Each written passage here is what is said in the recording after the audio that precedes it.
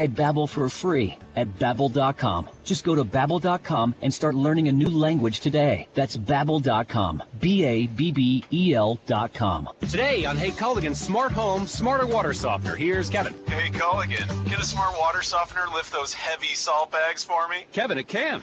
Wait, it can? Yep, the smart high-efficiency water softener from Culligan can alert your dealer when the salt needs to be replaced, and they'll do it for you, so your water stays soft and you stay away from lifting the bags. I mean, I could lift them if I wanted. No judgment here, Kevin. We're happy to do it, and we're already on the way. Let us help you out with a free in-home water test with the local Culligan water expert at Culligan.com. The Chiefs will wrap up the regular season Saturday against the Denver Broncos. We'll tell you what to expect beginning Saturday at noon on the Central Bank of the Midwest pregame show. And we're back with Kansas City's best postgame show immediately after the game. Then we'll have live coverage of two more playoff-bound teams when the Dallas Cowboys face the Philadelphia Eagles. Your home for the NFL playoffs and Super Bowl 56. Sports Radio 810 WHB. Hey KC, this is Jack Johnson, the host of The Shift on ESPN Kansas City. Are you a fan of live music, karaoke nights, Saturday and Sunday brunches, and the best place in town to watch our hometown teams? Then there's no better spot to go to than Iron Horse Bar and Grill, located on the corner of Null and 151st Street in Leawood.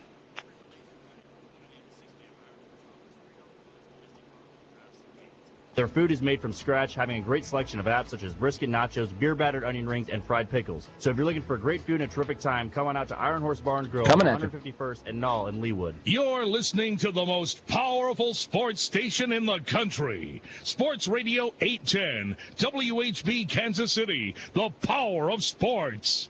You've waited all week long for the ship to arrive. Well, it's here. The Ship with Darren Smith, here on Sports Radio 810 WHB. It's all fun and games till we get into the ring, and then you find out who's softer than Aquafina. If you can't stand the heat, stay away from my arena, cause all I bring is heat. You can call me jalapeno, keep my name out your mouth unless you're trying to sing accolades that you get from seeing a champion belt, trophy, your ring. If you gotta show your bling, then tune in to the Ship where we talk about it, man. But if you tune in, you better know it's showtime. And every time he speak, man, he gonna speak his mind. Keeping the straight facts while others they just assume we're keeping it 100 while faking there's no room. With the loudest interviews and the hottest guests, you done dealt with the rest, now roll with the best. But before I forget, let me get back to the script, introduce you to the host of the Ship, Darren Smith. Good morning, ladies and gentlemen. This is Darren Smith. We are live here from inside the press box here at Empower Field at Mile High Stadium, where the Chiefs take on the Denver Broncos. Later on this afternoon, of course, you can watch the game on television on ESPN and ABC. Part of the doubleheader that the NFL has flexed for today. Second game features the Dallas Cowboys traveling to Philadelphia, taking on the Eagles. I'm Darren Smith. Again, as you heard in the intro, this is the Ship with Darren Smith. We're taking over for Sports Saturday this morning. So I know that's what's on the schedule, but sorry, Chad, we had to do an NWO hostile takeover, celebrating the 6th year of this show. So I want to spend a special shout out to not only Sports Radio 810 WHB, but ESPN Kansas City and KLKC Fox Sports Radio down in Parsons for producing or having the show on the airwaves over the last 6 years. So this is the 6-year anniversary. So thankful for it, and what better way than to be the only sports station right here, right now, bringing you, getting you ready for today's action. Be that as it may, the question is, why are we even here? Now, granted, the Chiefs were supposed to be playing here on Sunday in Week 18, but because of their loss last week to the Cincinnati Bengals, 34-31 on the road, Chiefs find themselves in a precarious situation where they need to win to secure the number 2 seed, and hopefully the Tennessee Titans lose on Sunday to the Houston Texans so the Chiefs can lock up the number 1 seed. Whether or not that happens tomorrow, of course, remains to be seen, which is why the NFL, Roger Goodell, they decided to have this game be the first game to kick off week number 18. Of course, if Kansas City loses today's game, which is possible, anything is possible on any given Sunday or even Saturday, Kansas City will fall from 2nd place down to 4th place. And we don't even want to go through the juggling type of acts of what would happen or who they would play. More than likely would be the New England Patriots and Bill Belichick coming into town next weekend. So what we'll do, we'll focus on today's game. We'll focus on what they need to do to win. Joining me in just a little bit will be Michael Coleman, who will join me for the remainder of the show after this segment. And then, of course, we'll also be joined by A10 Sports Director Todd Leabo at the top of the hour as we look and as we dive into today's ballgame. Now, just to get you all set up, give you all, as you can see, those who are watching online want to thank you so much for doing it. But we're here, again, inside the press box. It is actually cold. It is cold in here right now. I don't know whether or not the heat's not working or whatever, or it's just because it's Denver. It's about probably 30 degrees outside. Yesterday was 50. So the temperature's going to be dropping a little bit. Sometime during the game, they are expecting a little wintry mix of rain and perhaps a little bit of snow. So we'll see how it's going to look and how it's going to affect today's gameplay. But here's the thing. Kansas City, there are a few things that they need to do. Obviously, what we saw last week while I was in Cincinnati and what they hopefully worked on this week and what they plan to put out on display against the Denver Broncos today. First of all, they need to be consistent. Obviously scoring 28 points in the first half last week, thinking it's going to be a barn burner against the Cincinnati Bengals. I thought that, fans thought that, media people thought that in the press box. Second half, they only scored 3 points. Unacceptable. Now, be that as it may, I don't know what happened in the locker room where the Cincinnati Bengals turned into the 2000 Baltimore Ravens and was able to keep the Chiefs out of the end zone and only allowed them to get a Harrison Butker field goal. But it can't happen in this game against the Denver Broncos. Now, this is a team that Kansas City has won the last 12 matchups against. Patrick Mahomes, I think this is one of the few teams he's actually undefeated against in his short NFL career. He's 8-0. One of the good things that could happen in today's game for Patrick Mahomes, could throw for a lot of yards. Why? No Pat Surtain II, no Ronald Derby. They're outside corners. So perhaps you can see a big game from Tyreek Hill. We maybe be able to find out if there's going to be a wide receiver that steps up to the number two role. Of course, Travis Kelce could possibly have a big game as well. Now, I'm expecting Kansas City to, try to extend or have a big lead, let's say, at the half, where Andy Reid, as you enter the fourth quarter, will give him a chance to take his players out and sub them in for the rest of the ball game to keep them from getting injured. And then, of course, we'll have to wait and see how the weekend plays itself out, whether or not the Chiefs will get a first-round bye, because the Texans, who did knock off the Tennessee Titans earlier this season, so it can't happen. They can't actually sweep them. See whether or not the Texans will knock them off and give the Chiefs the number one seed. And if not, then of course Kansas City will play either next Saturday, Sunday, or possibly even Monday night in the wild card game. So we'll talk about all that and more right now. Joining me, who is going to be controlling the audio and keeping us on the air, Blake Schneiders. Blake, how you doing this morning? Boom! The Darren Smith Hostile Takeover Show. I'm doing great, Darren. How you doing out there in Denver, man? Staying warm? Nah, well, warm is relative. I mean, I'm not outside. Thankfully, I actually thought about doing the show from outside till common sense kind of hit me and told me I better keep my behind inside. So, but it's like I said, it's cool. It's kind of cold here in the press box. I don't know if it's just because it's early morning and of course you still got the temperature. You can feel the glass and feel it's cold out there. But perhaps they'll turn the heat on just a little bit. But Blake, look, we're in the situation because the Chiefs lost last week against the Cincinnati Bengals. And one of the concerns, I talked with some people down from Houston last night who wanted to talk to me about the Chiefs and this outlook on this weekend. But one of the major concerns that a lot of Chiefs fans had was the second half. I don't want to really call it collapse, but the second half in which the defense was not able to stop Jamar Chase, and whether more so it was more of it being that the defense couldn't stop him, or Steve Spagnolo, the defensive coordinator, was so stuck in his ways, defensive with his play calling, didn't want to adjust and did not want to give help to his outside corners. When you saw that game last week, what stood out for you in the Chiefs' 34-31 loss? Two major takeaways that I had was, one, Jamar Chase is an alien from a different planet who came down to bless the NFL with his amazing talents. Yes, he could have had a lot more help from Steve Spagnuolo's defense. I thought Trevor Arias was getting kind of beat up, obviously, for 266 and 11 catches. You're going to get beat up. But I thought that Jamar also made, I mean, don't take anything away from him. He made quite a few really good catches for a rookie, or for anybody really for that matter. So I couldn't help but be overly impressed with his play. It wasn't even that the Chiefs were just god-awful on defense. He just was outstanding. So, one, Jamar Chase is an alien. The AFC is now going to have one of the best wide receivers for hopefully many years to come. It's going to be interesting to watch him. Two, the Chiefs just didn't get it done on the offensive side in the second half. They were absolutely rolling in the first half last year, or in the first half of last week's game, and then totally flipped the switch. For some reason, just couldn't get the ball rolling, couldn't capitalize on third downs. They were dropping passes. It was just ugly. Now, they didn't get the ball back as much because the Bengals did a really good job of continuing and sustaining their drives every time they got the ball in the second half, which whenever they're going to do 4, 5, 6-minute drive, it's going to keep Patrick Mahomes on the sideline sipping Gatorade, which is going to be the game plan for most teams. So I just thought kind of what we've been talking about. The Chiefs needed to pick it up. They didn't have any help in the second half at all, especially not from the referees, but that's not what we're here to talk about.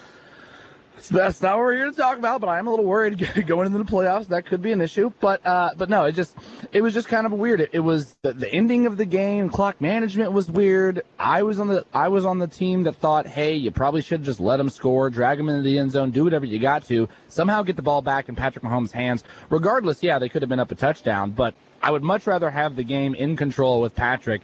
I mean, he feels like a Tom Brady character where you trust him at the end of the game and you feel more comfortable with the ball in his hands than out of his hands. You know, I kind of chuckle because everybody keeps saying let them score.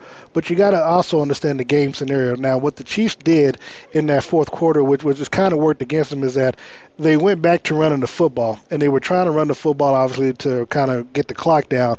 But once they could not get that first down or couldn't get the ball into the end zone, they tied themselves in a knot by not going forward, even though it was 4-down territory.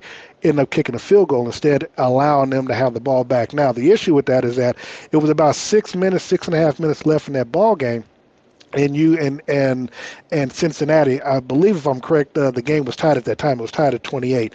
So Cincinnati, all they needed was a walk-off field goal. So regardless of whether or not you try to let them score, maybe initially they wanted to get a touchdown, but then you know, coaching and look, they get paid to play as well. The coach decided, you know what, why am I going to put the ball back in Patrick's hand? You might try to let me score, or we may try to score on the first down. It didn't go through. Then, you know, they go back and like, well, why are we going to give the ball back to them and give them a chance to tie it, send it overtime? We can just run the clock out, have them burn their timeouts, and perhaps, of course, as you kind of mentioned, the referees have been helping them more so in the second half of the ball game, especially when it came to penalties and some of the aggressive play that the Chiefs were doing. So again, if I'm Cincinnati, I mean, they played it perfectly. Yeah, well, again, that's the that's Bengals the thing. managed that whole situation perfectly. Yeah, and that's the thing because, and look, the Chiefs shot themselves in the foot, obviously, with the penalty. Now, I will say this: I've never seen the Chiefs stop a team on 5, 6 different times on the 1-yard line. That was a hell of a defensive stand. But again, when it mattered most, they got a little bit too aggressive, and of course the refs. And look, the Chiefs didn't do themselves any favor in the second half because once they showed that they couldn't slow down, or that they couldn't, or that they wouldn't provide help to Jamar Chase, and you know, and every time that he would get the ball, a flag would come out because they never really made any adjustments. They kind of shot themselves in the foot with the officials. Of course, now there was a particular play last week where I think it might have been Snead or someone else who threw Jamar Chase, tackled him out of bounds, so to speak. I thought he was still in play. I thought it was a good play, but I guess replayed showed otherwise. But be that as it may, I really feel that this is going to be a big game for Steve Spagnolo, and we're going to kind of put an offensive and defensive spotlight on particular players and coaches a little bit later on in the show. But I do want to highlight Steve Spagnolo at the moment because, again, because he did not adjust or do any in-game adjustments on a player who obviously hurt you early in the ball game, when the Chiefs were already up by 14, and he hit you with a 72-yard reception, and you don't really make any changes. And then, of course, you kind of do some personnel changes where you got a little bit too comfortable when you brought in number 49. I'm not going to say any names. So, but when you brought in Daniel Sorensen, people, and then, of course, what happens now? They get upset at me, and upset is kind of relative, but they get a little upset at me because I don't mind pointing things out that are kind of obvious to the naked eye. But Steve Spagnolo used to be a head coach. He's obviously a defensive coordinator. If you're a defensive coordinator, or if you're an offense coordinator or a head coach, and you see Daniel Sorensen come out on the field, what's the first thing you're going to tell your quarterback if you're the head coach or the offensive coordinator when you're scouting the Chiefs? You're going to look directly at him, and you're going to find the Chiefs' weakness. That's going to be number 49, and you're going to attack him. And you're going to attack it as much as you can, as long as you can, until they make changes. That's something that, of course, Spags wasn't able to do and did not do in last week's game against the Cincinnati Bengals. So we'll see whether or not that changes in today's game. Now, obviously, they don't have the offensive firepower that the Cincinnati Bengals have. They're led by Drew Lock. Obviously, people who know me know I'm not a big fan of Drew Lock. Not that I don't like him. He's just not that guy. He's not a franchise-quality quarterback in the NFL. And even the Denver people will tell you that. Ain't that right? No, I can't get her in no trouble. But Blink, are they agreeing with you over there? Just blink if you want to. But so be that as it may, look, the Chiefs shouldn't have any issues in today's game. But you do want to work out those kinks. And here's the thing. If you're Spags, you let last week be an aberration, because if you allow that to happen in the postseason, especially when you may have a chance to actually play the Ravens in the divisional round, and if you don't make a change then and you cost Kansas City a playoff win, obviously it's not going to turn out good for you, because the season's going to be over with and you're probably going to be looking somewhere else for a job. So I think last week is an aberration. I don't think he will make the same mistake twice, whether it's in this game or in the playoffs as well. Yeah, no, I mean, what I'd like to see out of today's game, essentially, especially like for Spags, I would love to just see tighten all those things up, try to contain, and there's not a whole lot that you're going to really be threatened by Denver. I mean, yeah, they got Tim Patrick. That's essentially it. They do got a solid running game. They got two good running backs, but I think just tighten up as you go into the playoffs, and hopefully we have some magic work today on behalf of the Chiefs. That maybe, who knows, maybe the Houston Texans pull something out of their butt. You never know. I hope they pull out of somewhere else instead of that particular spot. But what I do want people to know, we're going to take a quick time out. You can get on the phone lines. Love to know your predictions of today's ball game between the Chiefs and the Broncos. You can do so. You can drop your comments or whatever online with your predictions, or you can give us a call at 913-381-0810. This is The Ship with Darren Smith. We'll be right back here on Sports Radio 810 WHB. This is Peter King of NBC Sports. You're listening to The Ship with Darren Smith on Sports Radio 810 WHB and ESPN Kansas City. Do you have a frog, a freezing room over the garage? Now that everyone is home, are you looking to convert your frog into an office, a schoolroom, or a comfortable room to escape your family? With no ductwork required, Mitsubishi Electric offers room-by-room air filtration and precise temperature control. Let's help you turn those cold, uncomfortable spaces in your house into a space you and your family will really enjoy. To learn more about Mitsubishi Electric's solutions, visit keepkccool.com today. Now, they can help you whether you need to heat it up or cool it down. Mitsubishi's got you covered. Our biggest problem here in the Sports Radio 810 control room and studio was the heat. We've got a lot of windows and a lot of radio equipment, and our Mitsubishi unit has kept us cool for years. It works like a charm, and it works quickly, and it's whisper quiet. It's been a real game changer for us at Sports Radio 810. Check them out at keepkccool.com. That's keepkccool.com today. The choice of a lawyer is an important decision and should not be based solely upon advertisements. I'm attorney Mike DePasquale. After a car wreck, the last thing you want to do is trust the insurance company. These insurance companies try to rip off good people every single day. My law firm won't let you get ripped off. We'll fight to get you all the money you deserve and you don't pay us a dime unless we win your case. If you've been hurt, call me. I've got this. Mike's got this. All you need to know, 816-888-7500. Mike's got this.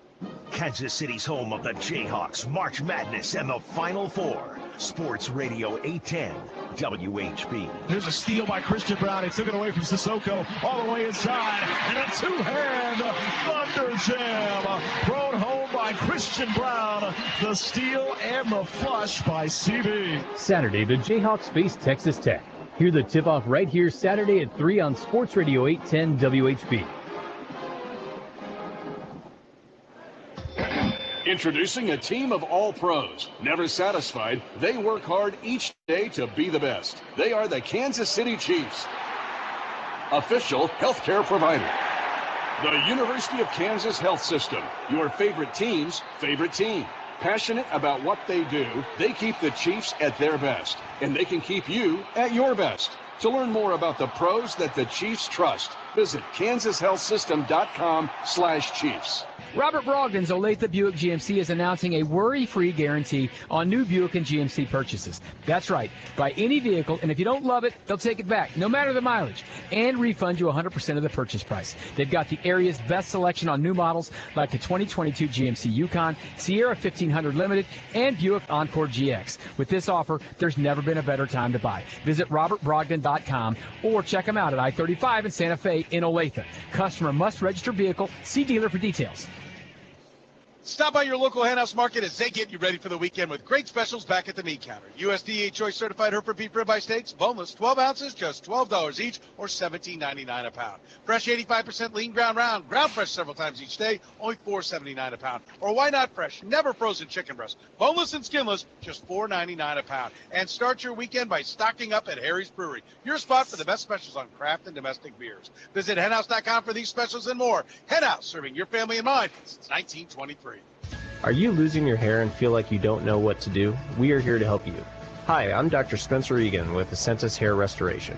We can help you get your hair back using state-of-the-art robotic hair transplant technology. At a Census Hair Restoration, we care about maintaining the hair you have and replacing the hair you've lost. Book your free consultation for a personalized plan and feel like you again. Call 913-914-5975 or visit kansascityhairtransplant.com. This is Real Mike Robb of NFL Network Super Bowl champion of the Seattle Seahawks. You're listening to The Shift with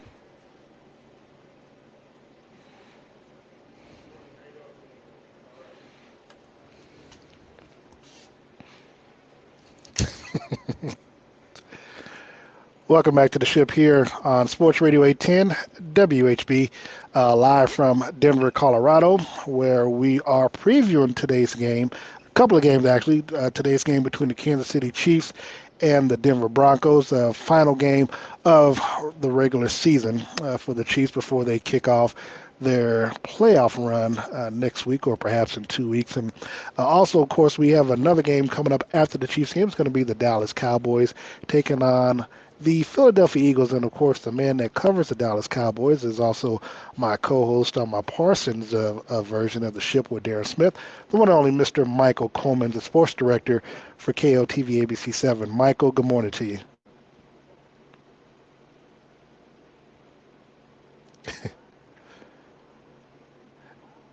Yeah, it's cold too. It's cold too. But first of all,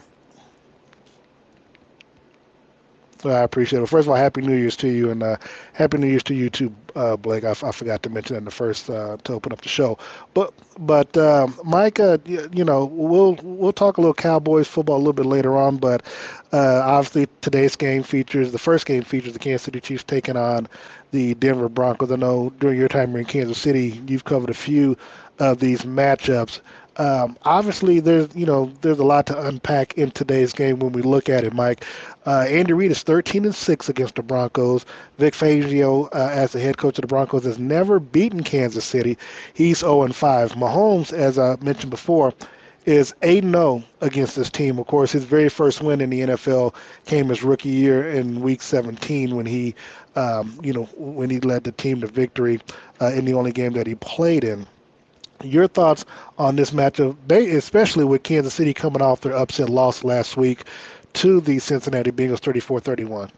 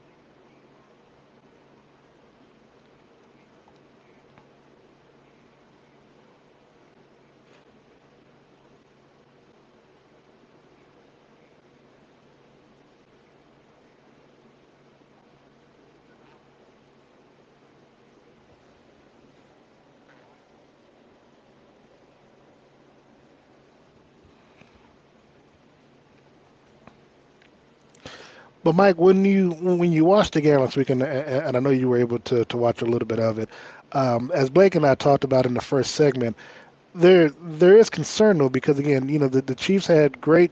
I mean, they had a great first half. Patrick Mahomes threw 2 touchdowns, possibly should have been 3. I think Kelsey got stopped at the 1 yard line, or he caught the ball and went out of bounds. And look, they had 28 first half points, but you could see momentum starting to get away from Kansas City. With the play of Jamar Chase and Joe Burrow, and it seemed as though coming out the locker room, the Chiefs just never really had an answer. And as you mentioned, for them to come out and score only 3 points in the second half puts a lot of undue blame and pressure on the defense that shouldn't have been there to begin with. Because again, you're up 14 points. I can't remember coming out to have. I believe the Bengals might have. I can't remember whether or not they scored coming out the half or not. Someone can help me with that because I know they scored in the third quarter, but I thought it might have been thought it might have been their second drive. But be that as it may, when you look at the fact that they were not able to, that they weren't able to score many points or score only 3 points in the second half is cause for concern because the defense played well. They had 4 sacks. I mean, they weren't able to force any turnovers, but they had 4 sacks. They got pressure on Joe Burrow and put them in third and long situations many times to where, of course, we know about the 3rd and 27 situation. But outside of that, I mean, the defense, to me, in my eyes, were doing their job. It was the offense and Andy Reid and Eric Bieniemy with that play call in the second half that really brought a lot of concern to myself and Chiefs fans.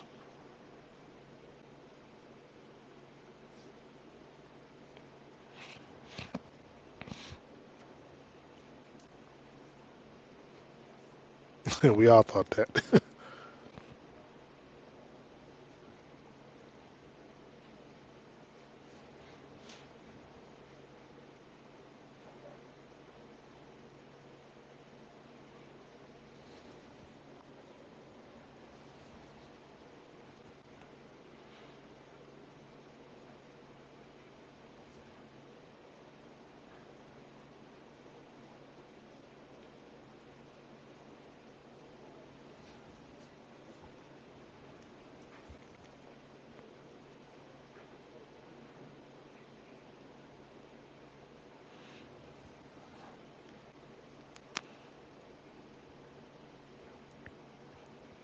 Hmm.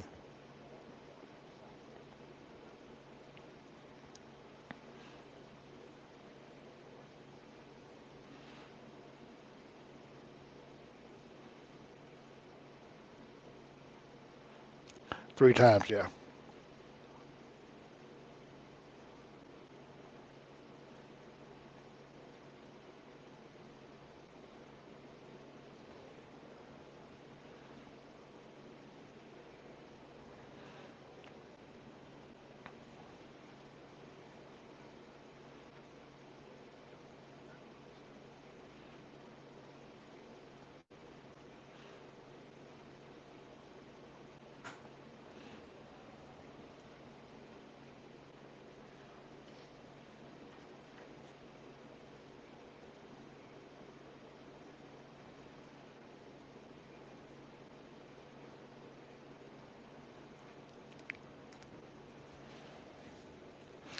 I will say this. Obviously, I would love for the Texans to win.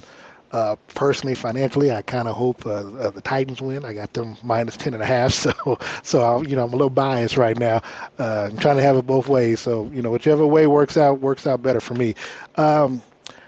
The Chiefs do lead the all-time series 68-54 over the Denver Broncos, and the last time these two teams played at Arrowhead, Kansas City was victorious 22-9.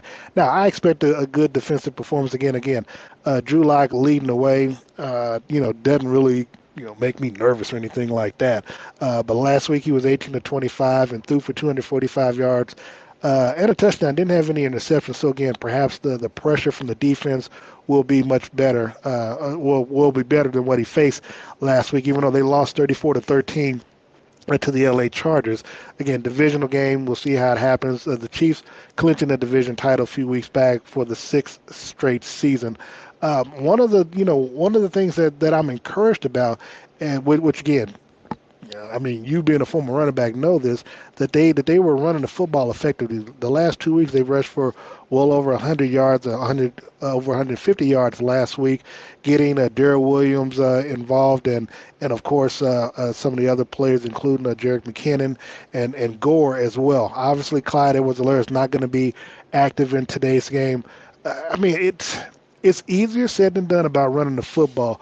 But Patrick has come to accept the fact that running the football can be his best friend in the time of need. Now, Andy Reid, on the other hand, and I'll be careful with my words because, of course, we got to talk to him later on today. But sometimes I feel like no matter how successful they are at running the football, he still wants to give Patrick his fantasy stats for whatever reason. And so, I don't think he's a big fantasy football guy, but it seems as though to be called an offensive genius, you feel like you have to throw the ball, 40, 50 times and have 300-400 passing yards instead of just securing a win or at least using the running game to slow down the momentum of the other team that's getting momentum and coming back against you. Now, am I wrong in thinking that today's game we'll see a little bit more of a running game attack than we will Patrick Mahomes? One, because it kind of keeps Patrick safe.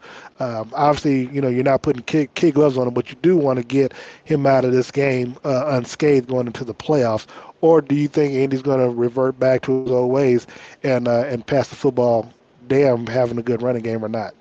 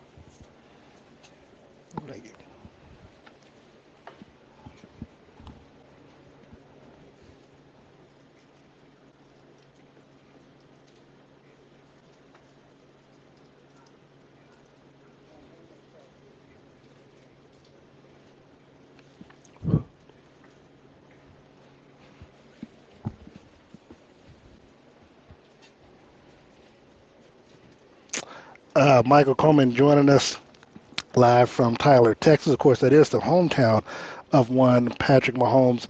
Join us on the show today. And Mike, and just so people who are watching online, we'll get the audio fixed on the break because they're saying that they can't hear you. So we'll have to figure out what's going on that side of the stream. But looking at this though, Mike, one of the things that I do want to go back to is again the difference between winning and losing today's game. Obviously, if the Chiefs win, they will, of course, clinch the number 2 seed.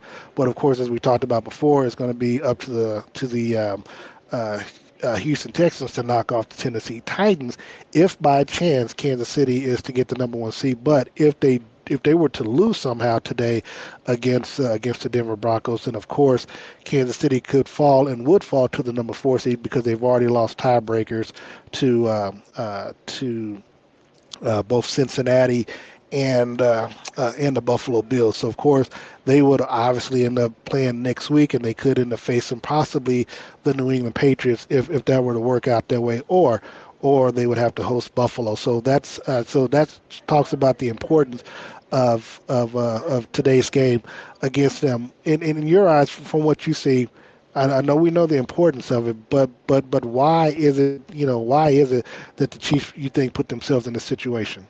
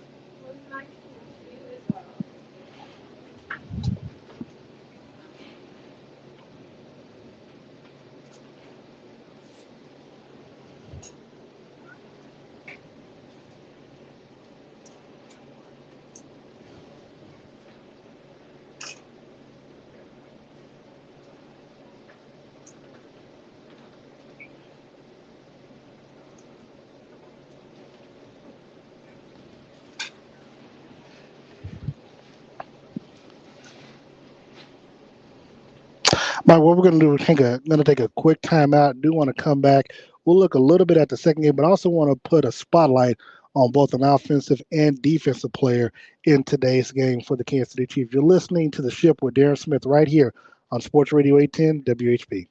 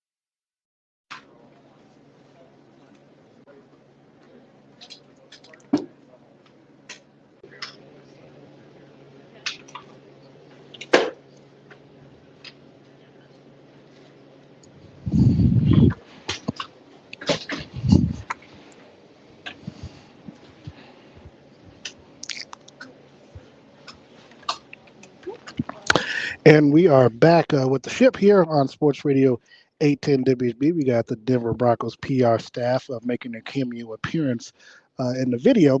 We're still joined by Michael Coleman and, of course, Blake Sneeders on the ones and twos in the background. Mike, I want to put our offensive spotlight on one Tyreek Hill in today's game. He has been someone that, when he catches and he plays well, the Chiefs win. But when he doesn't catch big passes or he has passes that hit his hands and seem like he has hands of concrete from time to time, the Chiefs find themselves on the losing end of a football game. That seemed to be the case last week where he dropped a couple of big passes, especially one near the end of halftime. I think I want to put the spotlight on him because I want to know your thoughts on his play and whether or not you think he turns that around, because he is definitely going to be needed for this postseason run for the Chiefs to try to make it back to the Super Bowl for the third straight season.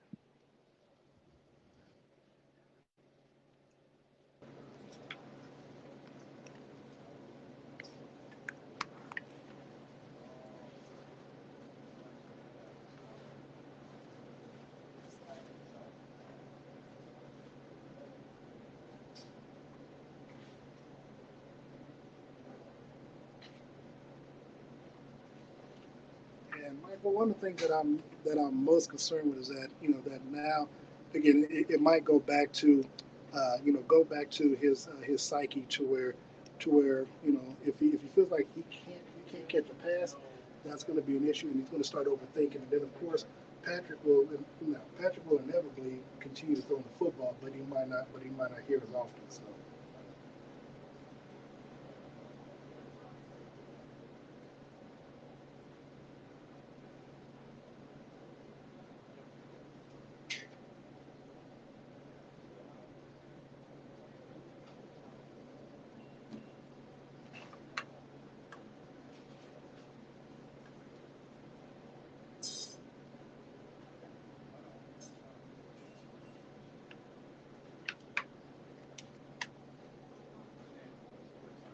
First time, and this is, I think each dynamic player hits not a wall per se, but a downtime. And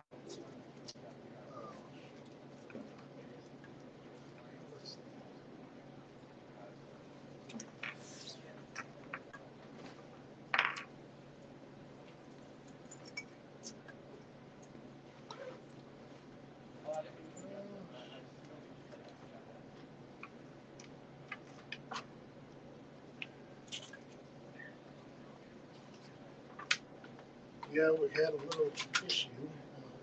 All right, quick. I'm gonna get this back in order. Trying to make sure folks can hear us. We got knocked off the air right quick here. Can you hear me, Blake? I think Blake can hear me, but I can't hear him right quick. So let's do it. Gonna do it like this. All right. All right. Can you hear me, Blake? Okay.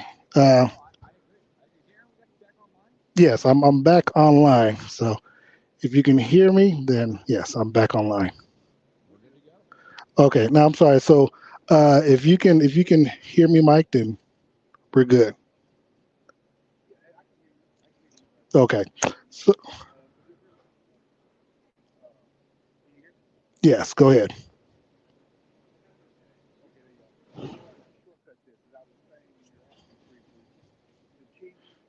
fans are used to seeing the dynamic combo of Patrick and Tyreek, and because defenses have taken that away, there are those who question that may not understand this is not what they want to do.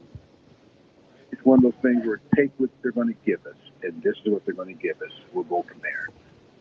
And he'll come back. I mean, as long as everybody else is performing, Tyreek, after he gets through with his little downtime, he'll be back with some key plays, some big plays. And he won't drop me those drops. You won't see that again. All right. Now, and on the defense side of football, looking at Tyrant Matthews. Now, he's kind of been escaping blame, but one of the things that I noticed in last week's game, Mike, is that he makes a lot of business decisions, and if you don't pay closely to it, you might not see, you might put a lot of the blame on Daniel Sorensen because it's easy to do so. But there were many times where he probably could have ran a little bit faster, maybe perhaps make that tackle that he didn't make, and he ends up missing it.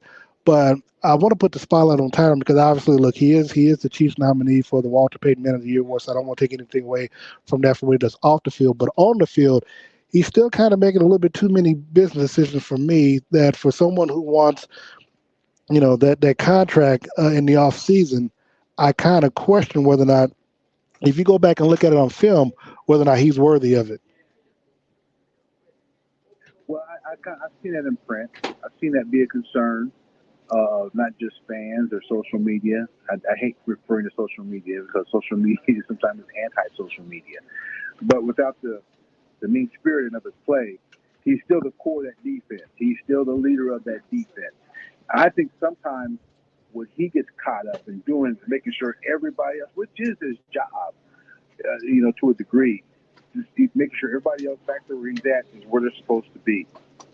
And I think that diverts his attention away from selling out on a consistent basis because he's trying to, make sure everything around him is in the right, everybody around him is in the right spot. And I think that has kind of shown up in his style of play. Now, I don't think a whole lot, but at key times. Kansas City Chiefs, of course, actually the sun is starting to come out now, so I'm starting to like this. Sun is starting to come out. The Chiefs, again, they'll be taking the field in a matter of hours. Of course, here locally, the game will kick off at 2:30 back in Kansas City, and down in Tyler, Texas, you'll be able to watch the game on ABC, ESPN at 3:30 when the kickoff takes place there locally. I'm curious, and Blake, I want to bring you in on this.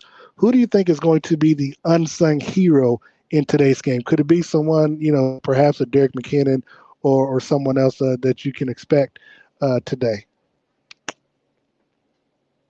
I think today it's either going to be a Byron Pringle or a Darrell Williams type of day. And I don't know if you really can call Darrell the unsung hero, but he continues to get the work done on the field, pounding the rock like we haven't seen in quite a while. And so I think they're going to continue to ride the lightning with him going into the playoffs, because the best thing you can have deep into the season is a good run game. And right now the Chiefs seem to be really having a good run game that we haven't quite seen in the past few seasons. So I think it's either going to be, we're probably going to see some big plays from Byron Pringle today. Who knows? Maybe he's itching to take another one back after last week's got called back on a kickoff return. But I also think we're going to see a lot of work out of Darrell Williams today. Hadn't even really thought about the special teams, because I actually missed that. I know it was a penalty that got it called back. Mike, who do you think is going to be the unsung hero in today's game? Well, I think the run game. I kind of agree. I think it'll be the run game for the unsung hero, because I was talking about the hero. We are in the first week of January, and that's when run games are more prevalent than the rest of the season, because you're getting ready for the postseason. And I agree. I think it's going to be the run game. Whoever is back to toting that ball on the KC side, I think that's where the juice and the gravy is going to really come from. One of the things that I like for fans to kind of watch out for, and it might have played a little bit in last week's loss to the Cincinnati Bengals, is the fact that, the Chiefs had got all their players back off the COVID list. And 2 weeks ago, Tyreek Hill, when he came off the COVID list, only had 2 receptions, but you had big gains from McCole, you had big gains from Byron Pringle, so it kind of minimized his involvement.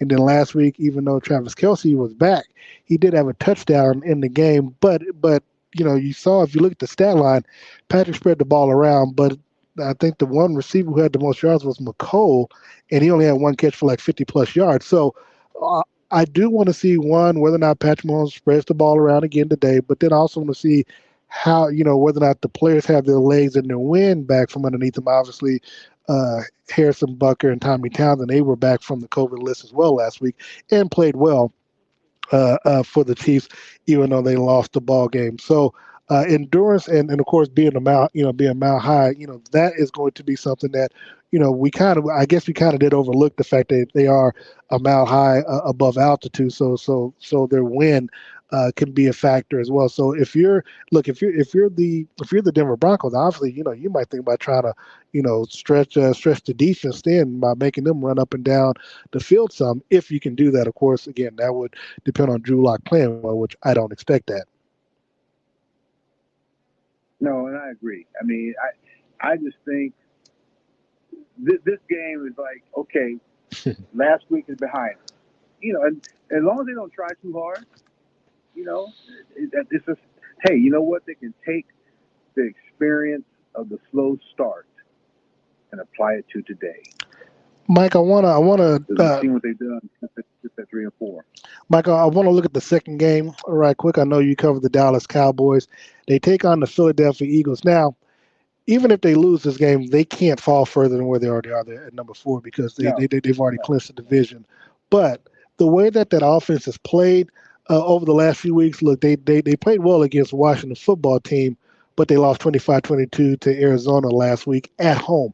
Now, generally, you would think that playing at home is kind of safe haven, but they've had better luck on the road than they've had at home.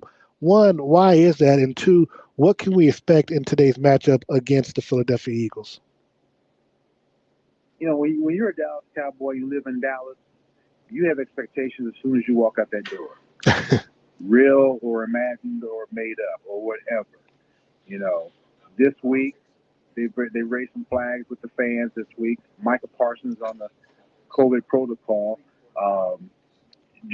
he went to a Mavericks game and then caught it. Now, no one is saying that they're both related, but he was around like 20,000 folks at an arena. And then 2 nights later, when they retired Dirk Nowitzki's jersey number, CeeDee Lamb and Amari Cooper were on the front row of that game. And when McCarthy was addressing that Thursday, his point was that they meet about this all the time. They tell the players, but they really can't stop them from going out. Now, Mike McCarthy had COVID. He's got a personal experience with COVID. He missed a game because of COVID. Well, Amari Cooper did too. You're right. Right. And if you're not able to convey to your team, dude, this is what's going on. You know, we have to be healthy in all aspects going into the postseason. And that just kind of seems to be a lax answer that, you know, that he wouldn't go after them with his own personal experience.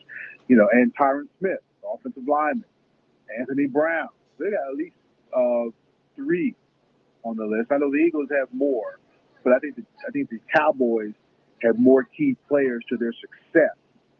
Because I don't really like the backup. You know, because the front line can play like they did last week and lose to Arizona. What are the backups going to do? So we're going to find out more about the Cowboys today than we will any other team of the 4 that are playing today. Yeah, the biggest concern I have with the Cowboys, looking at what they've done over the last few weeks going into today's game, is that obviously no one really expected Philadelphia to be where they are right now, and that division within itself has been, you know, labeled as the NFC least. I am curious though, when it comes to the Cowboys, whether or not they are going to be putting themselves in a situation, because you never really want to go into the playoffs on a loss. Now, granted, you know, it's kind of hypocritical because we do want Tennessee, you know, to lose tomorrow against the Houston Texans. But if you're the Dallas Cowboys, the team that you cover, and fans, if you're fans of the Cowboys, you don't want to see them go into the playoffs on a loss. And the thing that's most concerning is that Dak Prescott, to his credit, has tried to make it seem like he's not playing in the slump, but his play dictates that he's in a slump right now. And granted, you can have an aberration like you did against the Washington football team where you score 50, 57 points or what have you, but then you turn around the next week at home and can only put up 22 points. And you always find yourself with Dak Prescott coming from behind instead of you being in the lead and making other teams catch up to you, where then you can utilize the run game, because once they fall behind, Ezekiel Elliott, Tony Pollard, they're pretty much out of the ball game, and that's what teams want to do. They want to put the game in Dak Prescott's hand, and it seems as though he still hasn't shown that he can be that guy to bring a team back. Well, I think Cowboys are going to always, to me, be a run team because of the tradition, because of the history and all of that. And you got these 2 stud backs, you know. Zeke is kind of, you know, the Zeke of old. I just think with this team, I used to think if Dak got off to a good start, it was because he and Amari Cooper were rolling, you know. But I think they need to hit that run game, run that ball. You know, Zerline's he's been bad for them as well. The kicker. He's got 14 points on the table, right? And they've lost 5 games by a total of 8 points, something crazy like that. Well, that's not good at all. When you see that glaring stat, it takes the luster away of how the Cowboys win, you know, or lose. If they could, their best game against a good team was their first game of the year when they lost by 2 points to Tampa. To me, that game still tells me more about them than their route over Atlanta and their route over the Washington football team. All right. Well, Mike, hold on, Mike, because Mike, I know you, Mike. I know I have to have this conversation with you all the time. We got a hard break we got to catch on to. So we're going to come right back when we're going to be joined with Todd Leabo. You're listening to The Ship with Darren Smith here on Sports Radio 810, celebrating 6 years of the show. We'll be right back after this timeout. This is Peter King of NBC Sports.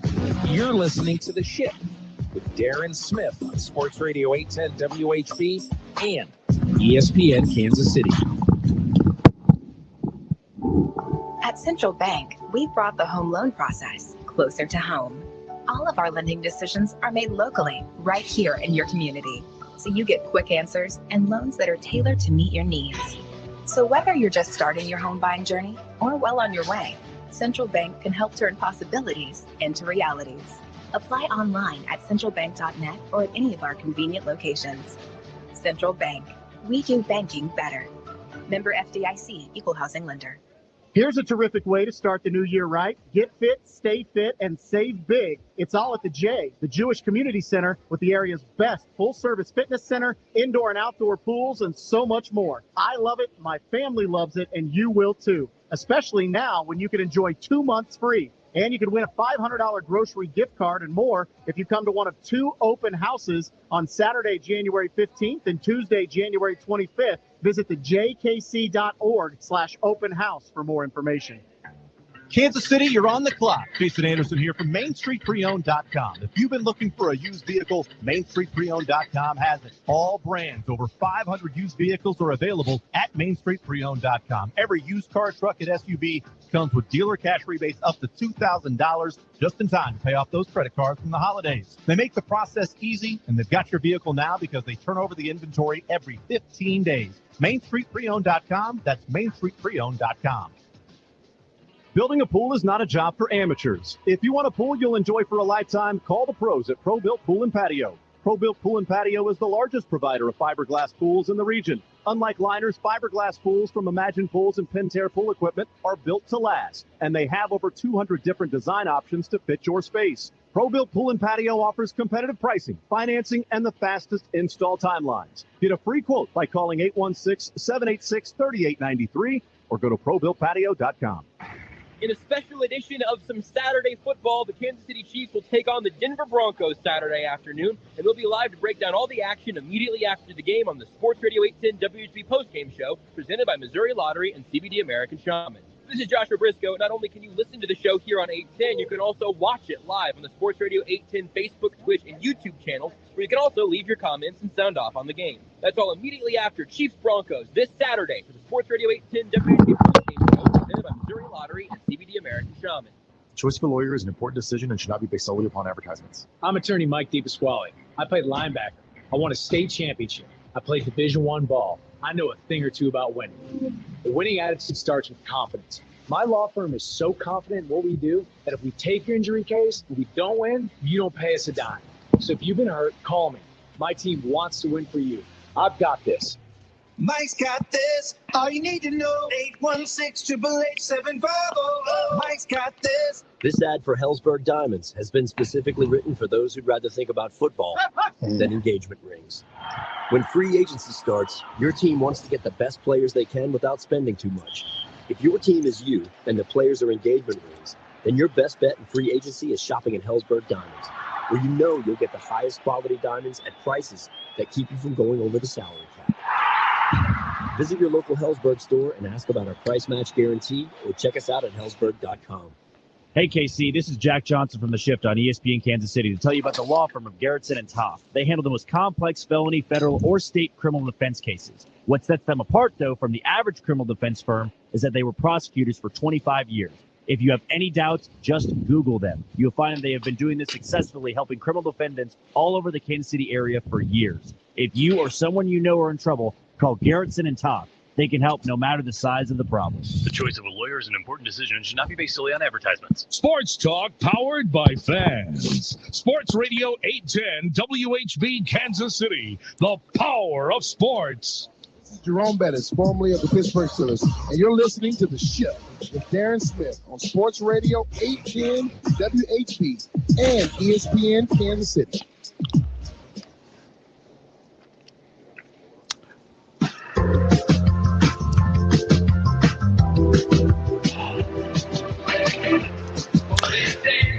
Welcome back to the ship here on Sports Radio 810 WHB.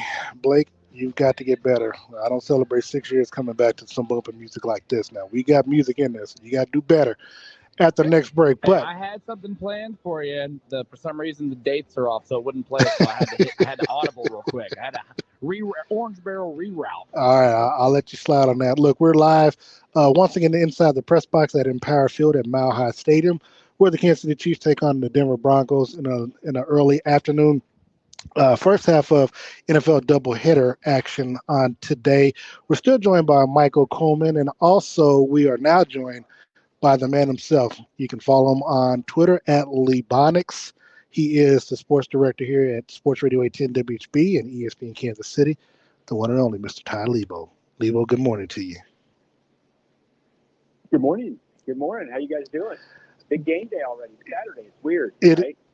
Weird thing to be playing on this Saturday. It is. I mean, obviously, I wasn't expecting to be at the stadium until tomorrow. But before we go further, I've got to say, at least because it is Week 18, Denver went all out for lunch today, Mike and Todd. Of course, you don't travel, but let me just say this. Compared to what they served us in Cincinnati last week, Cincinnati I would equate to Aramark in Kansas City. It was horrible. The food looked cold, looked old. It was just bad. At least here, can you take a wild guess what they got in the press box today, Leabo? I don't even know what Denver's food is. I mean, what are they? No. I don't know. They got steaks or something. Well, I wish they did have steaks. They've got barbecue burn ends. They got beef burn ends. They got they got some kind of chicken. It's gonna be good. But they got barbecue burn end. They got baked beans. They got macaroni and cheese. It's gonna be on. So I'm still be able to fill out the suit today. It's like being in Kansas City. Yes, but they have and they got roasted potatoes. They actually have good food here compared to what they serve us at Arrowhead. That's why I'm always bringing in Gates Barbecue. Speaking of which, if you get a chance, when you get out there, 5 locations, Gates Barbecue, make sure you go. But Leabo, I want to go back to today's game. I know, shameless plug. Guy, I want to go into today's game, and I do want to have a question because this was kind of under the radar last week's game against the Cincinnati Bengals. But this question is for you, and then I'll let Mike follow up. But do you think Andy Reid has fallen back to his conservative roots with some of his play calling? Oh, I don't know if we can make it too quick of a judgment on last week. The second half last week wasn't great, obviously, but I think a lot of that had to do with the Bengals. They held the ball for so long. The Chiefs only had a few possessions, and they were trying to throw the ball on third down, down there when they ended up having to kick a field goal, and the Bengals just caught him with the blitz, and they didn't have anyone open. Now they did punt it away, and I guess they were near midfield when they punted the ball away, and a lot of people in the analytics world would say you should probably go for that. He had the lead at the time. He is not new age like a lot of these guys are. He is not the guy who's going to go for a bunch of fourth downs, go for kind of weird 2-point conversions. He didn't, he's not going to go for 2 at the end of the game to win it. He's going to go to overtime because he feels like he has a good team. And so he's a little more conservative than some of the guys you see out there, like what we saw from Zach Taylor last week and what we've seen a couple of times from Brandon Staley.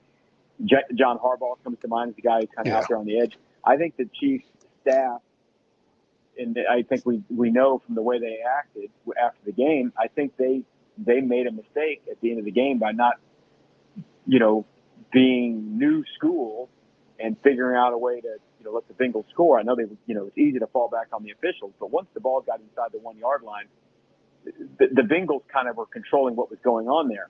And I think the Chiefs made a mistake there, but they're not really on that cutting edge generally like some teams are. And that doesn't mean it's not good. And they still have gone to 2 Super Bowls, and they are still in line to possibly get a 1 seed this year, and they're going to have a home playoff game, and they won the division and all that stuff. But he is a little more conservative than some of the new age coaches for sure.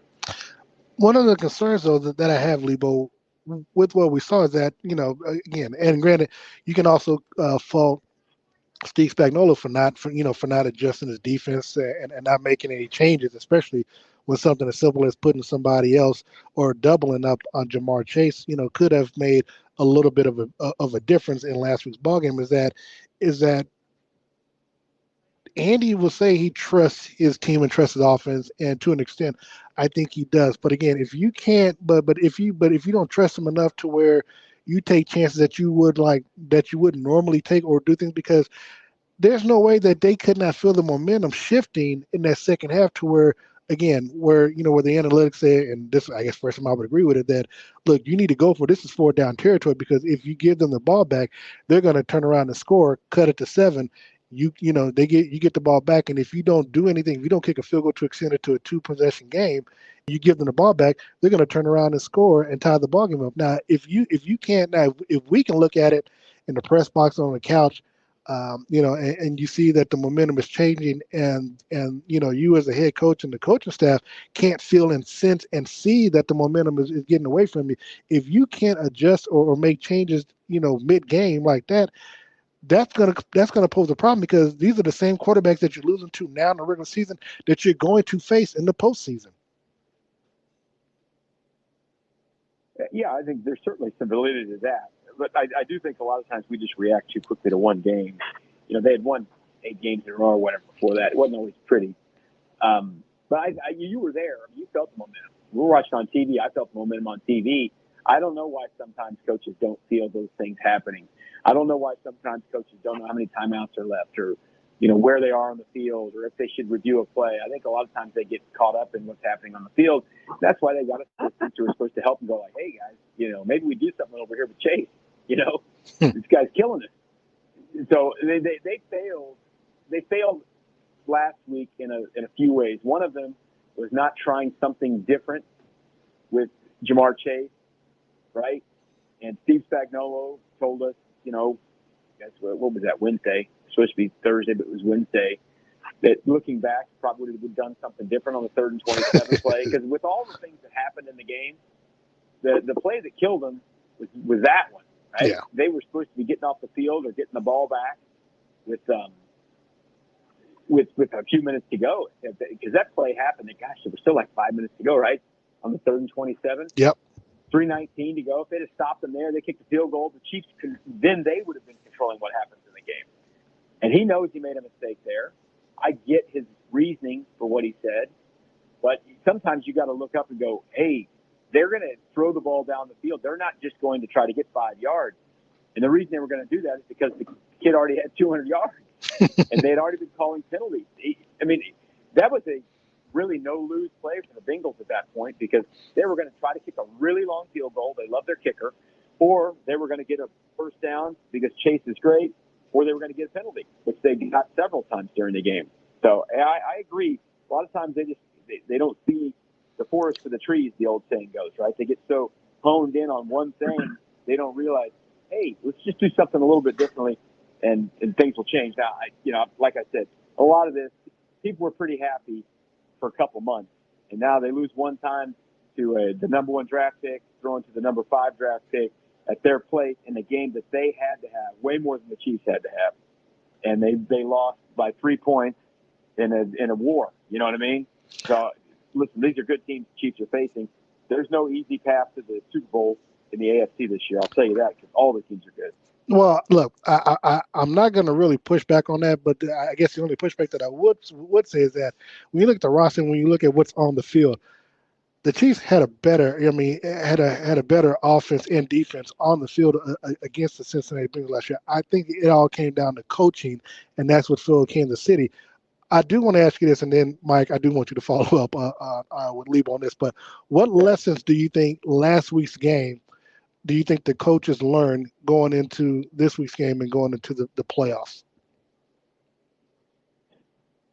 Well, I hope they learn to kind of pay attention to what's going on. I don't think the Broncos have someone who's going to get 260 yards on them, okay?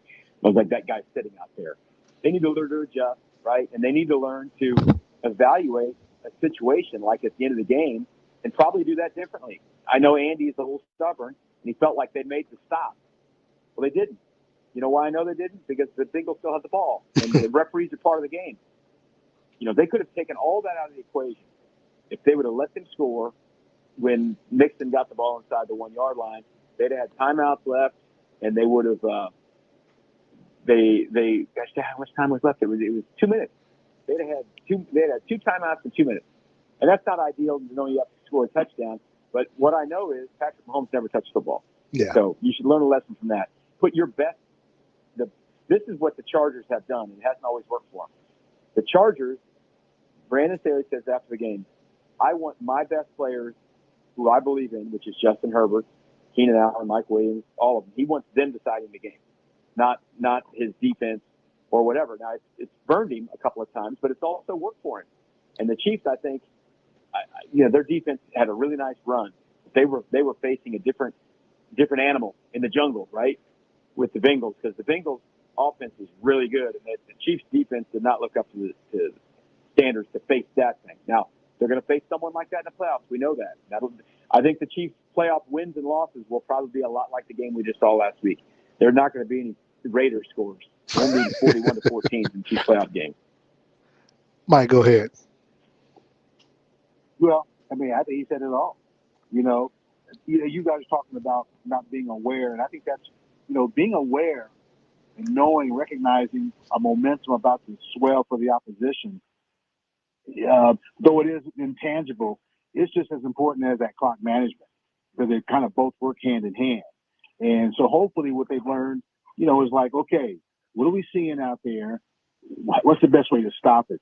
Sometimes I don't think teams, not just them, but NFL teams, I know they say they communicate, but it just doesn't seem like it when you see the actions of what goes on the field. So hopefully the communications, the lines are open, and there's open-mindedness to take a chance if you need to. Shane Williams says on the line, never blitz on 3rd and 20 or more ever again. So that's that might be. Of course, if they would have gotten back there and then, stacked them, then they would have had to punt. I mean, it didn't work. But go find the stats on 3rd and 27. I bet they're real low picking up first downs, even if you blitz or not. Yeah, giving up 200+ yards to a receiver not doubling could also come back and bite you. Leabo, I do want to ask you. Look, we look at what's at stake today and the difference between winning and losing. Again, I said in the first half, the Chiefs found themselves in a situation because of their loss last week to the Cincinnati Bengals. Now, we do expect Kansas City to win today's game against the Denver Broncos, but on any given Sunday, any given Saturday, anything can happen. I mean, hell, the Los Angeles Chargers cost me $700 because they lost to the Houston Texans, so anything can happen. If Kansas City were to somehow lose today against the Denver Broncos, they would fall to the 4th seed. Then, of course, have to host probably the Patriots or the Buffalo Bills next week, depending on how that division works itself out on Sunday. I mean, we always presume, and at least up until last week, we assumed that the Chiefs understand the magnitude because they've been there before. They've been in this situation. They've been in the AFC Championship game the last 3 years, Super Bowl last 2 years. I mean, if you're a fan and supporter of the Chiefs today, what gives you confidence that they will come out and not lay an egg in today's game? Well, that they generally have handled business when they need to. This is a weird one, though. We mentioned this is Saturday. Saturday they're playing not at the same time as everyone else. They're just out here playing a game, and the NFL put this here to make them try to win because they want the drama for tomorrow for the 1 seed, and that was a way to build it. And people like to watch Patrick Mahomes and the Chiefs play, and they're like, they got a standalone game. They'll get good numbers today. So I expect the Chiefs to win this game. The most important thing is I don't think you should get too worried about anything that happens in this game other than the Chiefs need to win and they need to not get hurt. That is what they need to do. They need to not be hurt, and they need to win games. And win the game. That's it. Don't worry about anything else. Don't worry about style points or anything like that. They got to win because you want to force the Titans to have to win, and you want to lock that 2 seed up no matter what. If you lose, like you said, you can fall to the 4 seed. Depending on what happens in the other games, it's not guaranteed if you're going to fall to the 4 seed if you lose, but it can get real hairy here. You want to have the 2 seed because the 2 seed, even though it doesn't have a bye, the 2 seed has real value. Because I don't think anyone believes the Titans are some world beater team.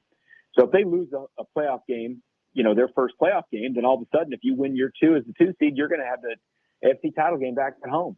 I mean, you can become the 1 seed during the playoffs. And so you win this one and just let it all happen after that. Look, there's two games on today. Leabo, want to get your quick thoughts on the Cowboys and Eagles, of course. We'll be airing that game live on Sports Radio 810 WHB. Kickoff is at 7:15. Of course, you can watch the game on ESPN and ABC. Leabo, your quick thoughts on that matchup. Well, it's kind of a weird one too. I mean, it's just kind of seeding stuff, right? So it's in there. I think a lot of people were really surprised when they learned that Philly's in, because they're not all that good. But Philly is in at the 7th seed, and yet the 6th seed is undetermined yet. Yeah, it's weird. There's a lot of scenarios going around with this. So that one. Listen, I guess it's a division game. Once again, same thing. Don't get hurt. You don't want to. You don't get hurt. You always want to win when you play. You don't want to lose a game. But there's no bye out there for Dallas at this point. They can't. I guess theoretically, I haven't looked at all the tiebreakers. I don't think the 2 seed's super available for them either. I mean, Tampa has got the 2 seed locked up if they win. But they're in the kind of same spot as the Chiefs. If you want to cause some drama for everyone tomorrow, you better win this game today. So if they win this today, Dallas goes to 12-5, and then that means everyone else has to go. There could be a weird tiebreaker with the Rams and the Bucks, and see what happens. But Dallas, you go win and see where you end up. We'll take a quick timeout, and Leabo, when we come back, we'll see whether or not you would play in today's game if you had a $1.25 million payday on the line with the sack. Stay tuned. We'll be right back with Todd, Leabo, Michael Coleman. This is The Ship with Darren Smith here on Sports Radio 810 WHB. The choice of a lawyer is an important decision and should not be based solely upon advertisements. I'm attorney Mike DePasquale. I played linebacker. I won a state championship. I played Division I ball. I know a thing or two about winning. The winning attitude starts with confidence. My law firm is so confident in what we do that if we take your injury case and we don't win, you don't pay us a dime. So if you've been hurt, call me. My team wants to win for you. I've got this. Mike's got this. All you need to know, 816-888-7500. Mike's got this. This ad for Hellsberg Diamonds has been specifically written for those who'd rather think about football than engagement rings. When free agency starts, your team wants to get the best players they can without spending too much.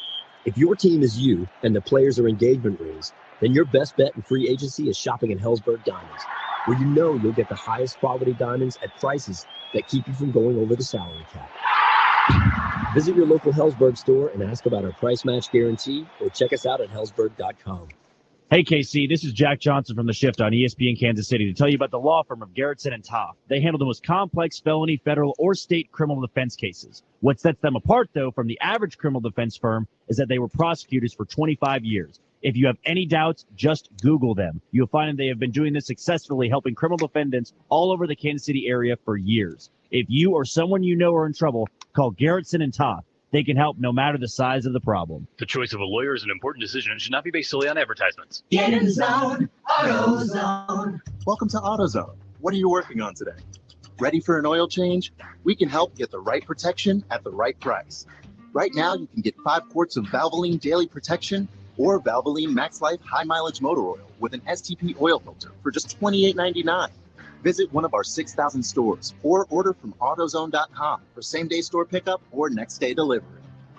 Get in zone, AutoZone. Restrictions apply. Aristotle once said, knowing yourself is the beginning of all wisdom. Plato once remarked, the measure of a man is what he does with power. And someone at Hulu said, hey, did you know that Hulu Plus Live TV's got over 75 live channels? You can watch your favorite live sports, live news, live reality shows, and more. Plus tons of shows and movies on demand, too. It's time to have Hulu Plus Live TV. Live TV plan required. Restrictions apply. Learn more at Hulu.com. It's time to ring in the new year, and why not find out what it means to drive the rings? If you've always wanted an Audi, call Audi of Shawnee Mission and take one home today. Or check out their inventory online at AudiShawneeMission.com. Stop in today to see why Audi Shawnee Mission is rated one of the top dealers in the Central region by Audi of America. Audi of Shawnee Mission's brand new state-of-the-art facility is located directly off I-35 in Merriam, Kansas at the corner of I-35 and 67th Street. Visit Audi-ShawneeMission.com. It's the season of Audi at Audi Shawnee Mission. Hey, Carrie, we need that tax report by tomorrow. Hey, Bobby, give me that expenses. For Hari's accounting firm, client growth is I know exponential. we're a couple of accountants short. He but- needs whip-smart accountants at whiplash speed. Hey, so why aren't these receivables matching up? Indeed can help him hire great people fast. I need Indeed. Indeed you do. Instant Match instantly connects you with quality candidates whose resumes on Indeed match your sponsored job description. Visit Indeed.com/credit and get $75 towards your first sponsored job. Terms and conditions apply. Kansas City's home of the Jayhawks, March Madness, and the Final Four. Sports Radio 810, WHB. There's a steal by Christian Brown. He took it away from Sissoko all the way inside. And a two-hand thunder jam thrown home by Christian Brown. The steal and the flush by CB. Saturday, the Jayhawks face Texas Tech. Hear the tip-off right here Saturday at 3 on Sports Radio 810 WHB. This is Lee Steinberg of Steinberg Sports, and you're listening to The Shift with Darren Smith on Sports Radio 810, WHB, and ESPN Kansas City. Lost to the Jets. All right, welcome back to The Shift here. Sports Radio 810 WHB celebrating 6 years of being on the air doing this show. Leabo, Todd Leabo still joined us on the show today along with Michael Coleman. Now, last year, Leabo, around this time, when the Chiefs had already had the number 1 seed locked up and they had the first round bye stuff locked up, they decided not to play Chris Jones now in that last game. Now, I remember asking on a particular Zoom to Spagnolo, because I know he used to be head coach, so he knows how this thing goes, whether or not he would play his starters, because Chris Jones needed 2.5 sacks where he thought he could get that against the Chargers.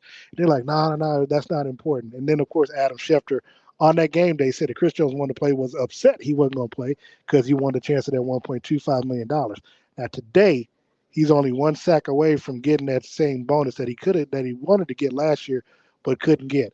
Does he get it today? And I guess hindsight being 2020, had the Chiefs won last week and perhaps locked up the number 1 seed, do you think he would have been playing today?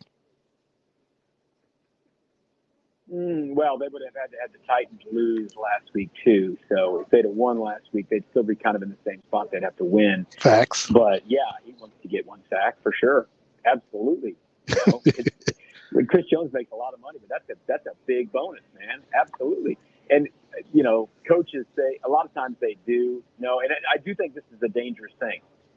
I know why they have incentives, right? They have incentives because they want players to play well.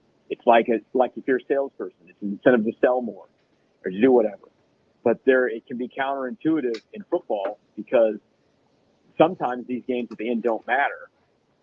And if you get hurt, you can get hurt in football. You can't get hurt being a sales guy. I guess you could be getting hurt if you're out selling, I don't know, artificial hips or something like that. And you sell 15 of them in a month, you get a bonus. Or you're selling cars over at Robert Brogdon and you sell more cars this month. That's all good for everyone. The thing about football is you get hurt doing this stuff. And if you're playing a game, and I know they say all of them matter, well, last year's last game didn't matter. It really didn't. It's no matter at all for the Chiefs. You have to balance a lot. So I think it can get dangerous having some of these incentives in here. But there's no real good way to take them back, right? You know, people like having these, and teams and agents want them too, guys, because agents want a contract to be 6 years, $150 million or whatever it is. And we know that half that thing's guaranteed. The other part of it they put in that total number to make people, make agents feel good is some easily attainable, incentives. But sometimes these agents put these in there to make themselves feel good too. Hey, I got you a $150 contract, $150 million contract. Well, part of the contract is I got to get 15 sacks in a year. Well, that's not free money, It's a delicate balance to try to work these things out. But today they have to play, they have to win, and I think Chris Jones will get a sack hopefully early, and I hope he enjoys his bonus. I hope so too. But Mike, I'll say this too: 1 sack against the Broncos is a lot easier than 2.5 sacks against the Chargers. True, but you had a rookie quarterback out there, and anything can happen, as you said. Either way, go hell. T.J. Watt had 4 sacks against last week in their game against the Cleveland Browns. So again, anything is possible. I do want to follow up though with this, Mike, because I was seeing it. It was kind of trending on Twitter early this morning about Chris Jones and his bonus, because of course Adam Schefter had reported it. Not that we hadn't talked about it already, but But a lot of people are saying, to Leabo's point, that perhaps you should have a better agent, because why are you putting incentives in there versus more guaranteed money? To where again, like last year, he didn't get the 10 sacks, so he missed out on $1.25 million. This year, he's a sack away. But again, if he somehow goes sackless in his ball game, he misses out on the 2 years in a row where he could have had $2.5 million. People will say, well, as your agent should have negotiated a better deal. Do you agree, disagree with that assessment? Well, I mean, agents make the deals they make. I mean, no one has to say yes to them if they want that final deal. And I'm not saying it didn't happen. To be more scrutinized, hey, is this a good deal for me? He'll get it today. It'll be the best business decision he's made up to this point in terms of, take down that quarterback. It works out well. I think he'll get it, and we won't be as much talking about it as much going into it as we would for the post. Leabo, I do want to. Yeah, it's funny. If you go back and look, he's probably had some setback in week 8 that he whiffed on, and he's mad about right now. Well, that too, but also playing outside instead of playing inside, where he's got a lot more of those sacks this season. Had he not made that switch outside, he probably would have gotten his 10 sack a long time ago too. So, but I do want to ask, and I kind of want to switch topics a little bit. There's going to be some head coaching openings beginning on Monday. Of course, we already know there's one with the Raiders. There's, of course, one with the Jacksonville Jaguars. There could potentially be one with the Denver Broncos and perhaps a few other teams. Will Eric Bieniemy, in your opinion, and Leabo, I'll start with you, will Eric Bieniemy finally snag a gig, or do you believe that it's passed him by already, the opportunity? I don't know. I don't know. I really don't. I thought last year was going to be the year for him, and he didn't get one. So, I mean, is he discouraged? He never tells us, right? We ask about it all the time. He puts on a good face. I think it's human nature. You'd have to be a little bit discouraged because you'd like to, run your own organization and do all that stuff. But I don't know. I mean, I honestly think that there were some bad spots last year that I wouldn't have wanted to take a job. Right. You know what I mean? Because they're just unwinnable places. So, but there were some good spots. I think that the Chargers was a really good spot if he was able to get that one, because they had a good young quarterback who I thought was on a good trajectory, and it's back near his home where he was born, and all that stuff. I thought that would have been a good one. But like Jacksonville, that owner doesn't know what he's doing, and I know they had the overall number 1 pick, but I'd rather have. If you're being a head coach and you want to prove that you're pretty good, I'd rather have a quarterback who's got a little tread on the tire, right, than the guy who'd never done anything before. So I hope he's happy with whatever he does. I know this: he's got a great job if he doesn't get a head coaching job, because it's a really good job to be the offensive coordinator for the Kansas City Chiefs with all the fans here and the offensive weapons. And he's not going poor. I mean, he's not making minimum wage doing his job. But I know he'd like to have a head coaching job somewhere. But I just honestly, I don't have a good feel if it's going to happen for him or not. The longer it takes, the less confidence you have, right? No. I agree, because obviously, there's going to be other quote unquote hot coaches coming along, and then you look. Just for example, you talk about the Jacksonville Jaguars. They haven't even requested an interview with Eric Bieniemy. I mean, they've requested interviews with both of the coordinators for the Tampa Bay Buccaneers. Of course, they're trying to retread. They got Jim Caldwell, I know, who Mike played for when he was in college, but also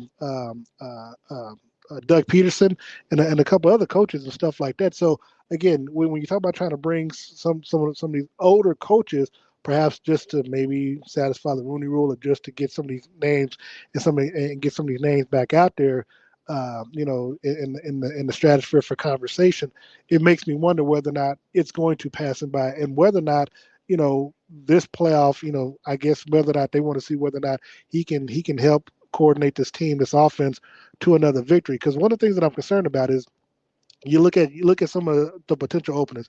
Talked about Jacksonville. We know about we know about the Raiders.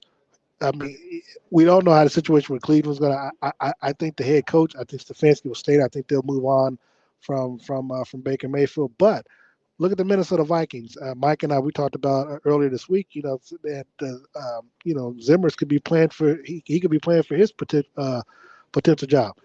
Matt Nagy in Chicago, he might not be there. Perhaps Russell Wilson stays in Seattle and Pete Carroll is gone. So I mean, there could be particular openings that, as you said, might not even fit his mold as a head coach, but to get the opportunity, like hell, nobody expected David Culley to be the head coach of the Houston Texans.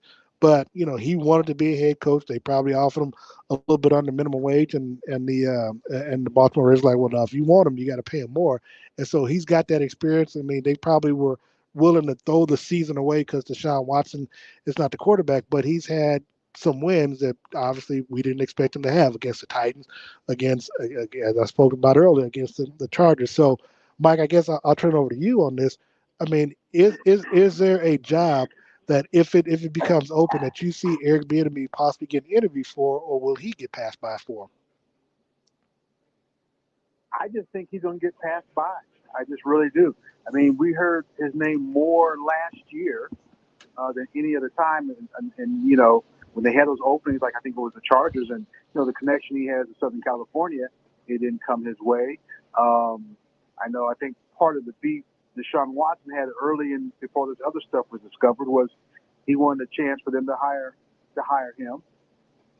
So I think the avenues that could potentially be open that have been closed, I don't see it being a really good climate for him to take on a head job. And speaking, of course, head coaching gigs, just Leabo, just using your crystal ball, who do you think gets the pink slip on Monday following Week 18?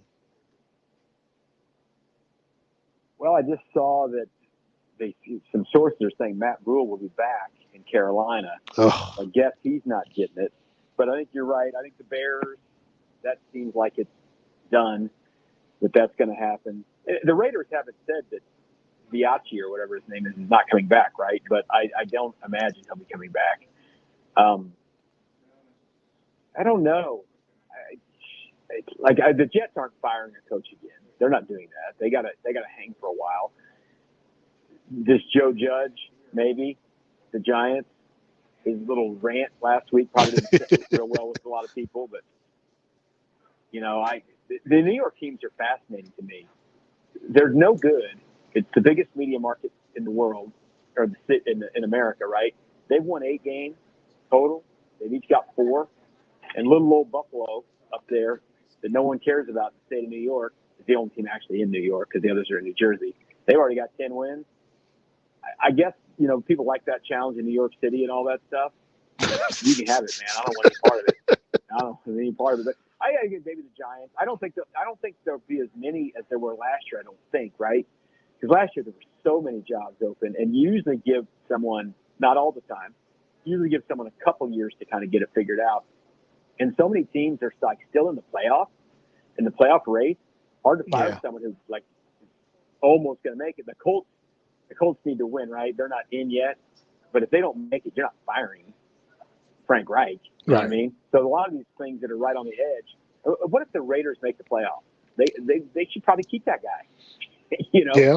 The Raiders have no business being a 10-win team, and they may get there. With everything that they've had happen this year, I don't think they're going to beat the Chargers, but the Chargers have shown us they can lose to anybody. So, I don't know, did you mention that they lost to the Texans? I don't know if you mentioned that already today. Oh, yeah, I did. The Chargers lost to the Texans. Did it bother you at all? Yeah, it really did. Spot in your heart for that one? It did. It did. It really did.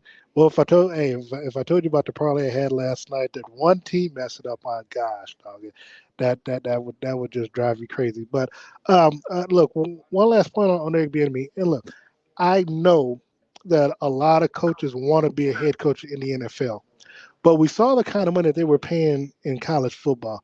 When his name was initially kind of at the top or rumored to be at the top of USC, if he wanted to have serious conversations, do you think that he possibly should have to at least, I guess to kind of drive his market up at all? Or do you think, passing it over or just kind of brushing it off wasn't a good idea? Oh, I don't know. I mean, listen, the Southern Cal situation was weird, okay? I mean, that whole thing seems like it was all lies. Lincoln Riley was going to take that job in October, okay? When we look back at it, when it was happening initially, I think that was the plan from the get-go. And if you talk to most people who follow the Sooners or were down there, things got weird at Oklahoma after, USC made their move. Because he was talking to them, I think for sure. I don't care what he says, that his agents were talking, whatever was going on. So, as far as whether or not Eric Bieniemy should go to a college job, if he wants to, absolutely he should. There's money everywhere. But like I said, he's making a lot of money doing his job now. He doesn't have some. You see how much money coordinators make in college? What do you think Eric Bieniemy's making? I mean, we don't know what anyone's making in the NFL because they don't disclose them. They don't have to, right? But Eric Bieniemy's doing well. I promise you that.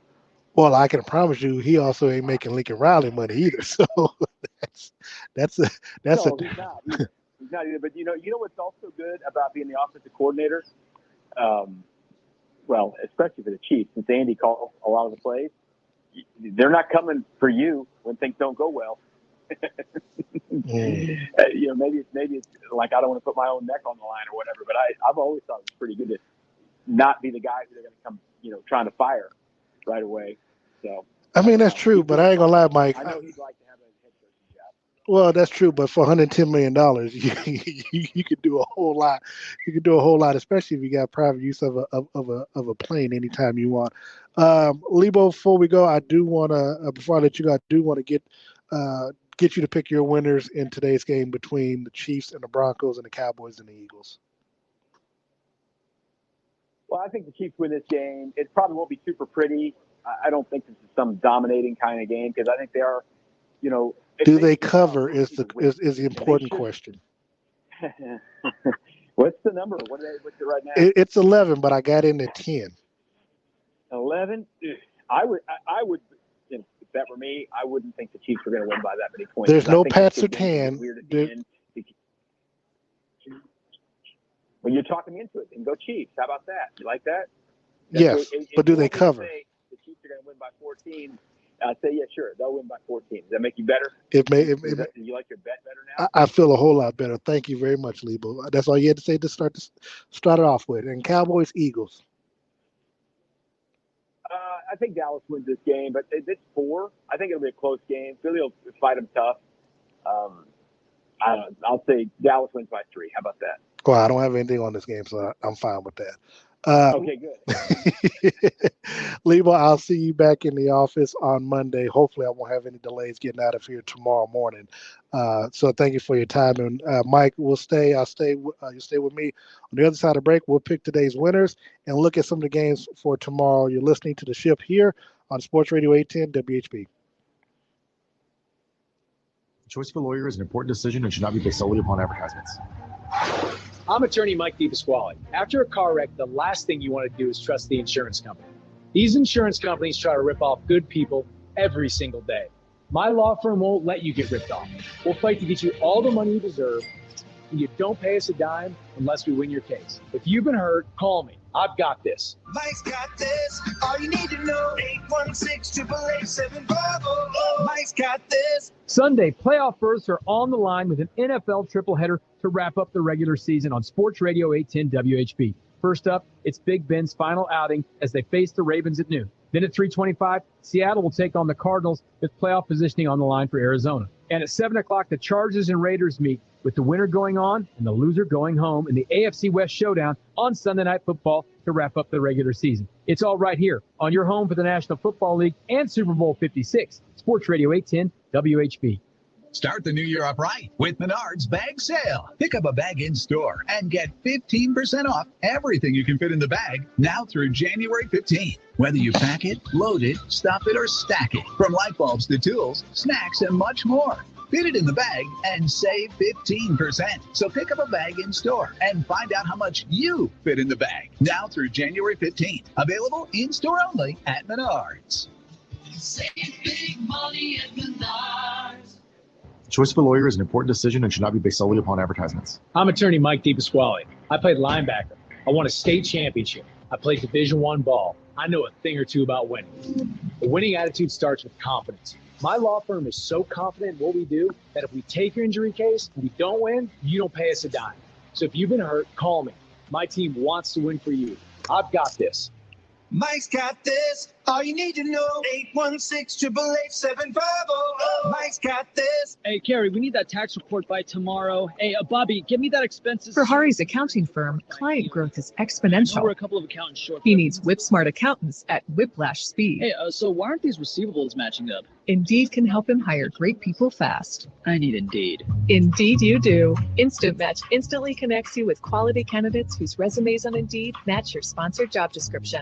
Visit Indeed.com/credit and get $75 towards your first sponsored job. Terms and conditions apply. Brian Billick, Super Bowl winning coach for the Baltimore Ravens, and you're listening to The Shift with Darren Smith on Sports Radio 810 WHB and ESPN Kansas City.